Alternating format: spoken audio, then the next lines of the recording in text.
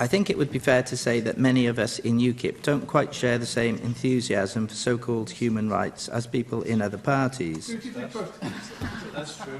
Yes.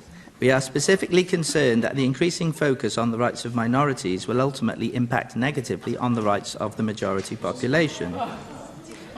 Now, we have to make a distinction here between... No, I'm not taking any interventions. I have no time. You've got plenty of time. Thank you for the offer, Joyce, but there is no time. You've got plenty of time. Now, we have to make a distinction here between the very genuine and meaningful rights that we enjoy here in the United Kingdom that have evolved over 1,000 years and more, and the very narrowly focused minority rights stuff that we get told today signifies human rights. We have a functioning democracy here in the UK.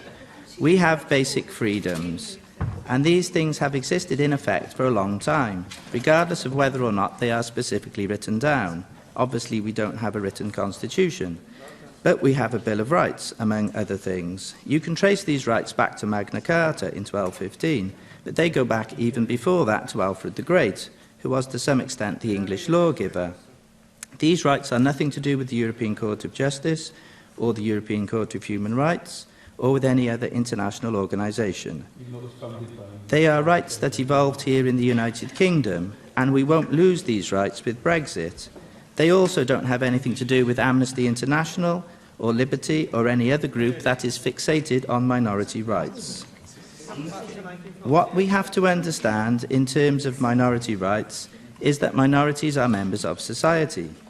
Therefore they, yes, well done, Simon. Therefore, they should enjoy some rights. But we can't go on, as a society, endlessly acceding to the demands of minorities. At some point, we have to recognise that granting more rights to a particular minority group will negatively impact on the rights of the majority of people in our society as a whole. We have a perfect example of this with the recent controversies over transgender rights. A Conservative government at Westminster is proposing some fairly wide-ranging increases to the rights of transgender people. This could mean that anyone who wishes to identify as being of a gender different to their physical gender may be able to do so, simply by defining themselves as such. So we could have men entering women's public toilets because these men claim to define themselves as women. We could have male criminals demanding to be sent to women's prisons because they define themselves as women. We could end up with the Girl Guide movement having to accept men who define themselves as women as guide leaders, because if the Girl Guide movement refuses to do this, they may end up facing prosecution because they have somehow breached somebody's so-called human rights. We are going to have a lot of fun with this over the next few years if we continue to proceed as a society with this kind of minority-obsessed nonsense. What we need to do is have a grown-up conversation about the issue of minority rights and accept that there have to be limits to them. There is only so much deviation from the norm that any society can take before that society completely implodes. And if we carry on down this road of appeasing the nuttiest elements of the transgender movement, then what we will face as a society within a very short space of time is total implosion. Now, having made this general observation, that is not to say that there is no good work taking place in the field of human rights in Wales. There is some good work going on. But some of the concern that this report expresses is certainly, in my view, misplaced. For instance, there is the issue of prisoners getting the vote.